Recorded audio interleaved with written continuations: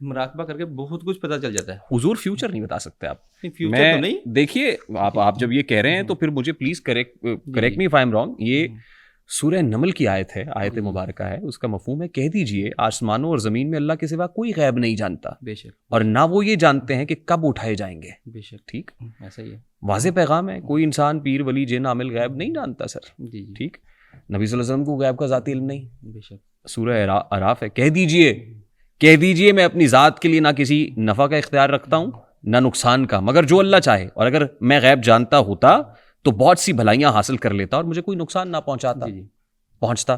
یہ سورہ اعراف کے اندر کہہ دیجئے, اللہ کے نبی صلی اللہ علیہ وسلم کو کہا جا رہا ہے کہ آپ کہہ دیجئے. نقطہ یہ کہ جب رسول صلی اللہ علیہ وسلم نے غیب کا دعویٰ نہیں کیا ہے تو کوئی اور کیسے کر سکتا ہے سر؟ میں پیر گیلانی کیسے کر سکتا ہے سر؟ غیب کا دعویٰ ہم نہیں کر رہے. جب آپ یہ کہہ رہے ہیں کہ فیوچر میں کون سی بیماری آئے گی میں بتا دیتا ہوں, تو پھر یہ غیب کا دعویٰ ہی تو ہے سر. یہ اور کیا ہے ہوتا یہ ہے, اس کو میں تھوڑا ایکسپلین کر دوں. ہوتا یہ ہے کہ کوئی بھی جنات بھی غیب نہیں جانتے سر.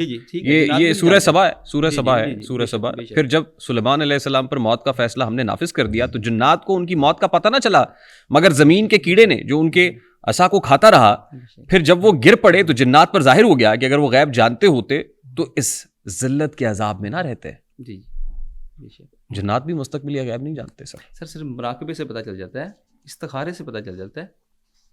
ہمارے نبی کے صلی اللہ علیہ وسلم بولا ہے استخارہ کیا کرو. استخارہ تو رہنمائی کا ایک طریقہ ہے. جی, استخارہ جائز بات ہے, رہنمائی کا ایک طریقہ ہے. جی, رہنمائی لے لیتے ہیں. ہاں, استخارہ کیا آپ بیماریوں کا کون سی بیماری آئے گی یہ استخارہ میں پتہ چلتا ہے؟ استخارہ چل جاتا ہے. نہیں, استخارے میں پتہ چل جاتا ہے.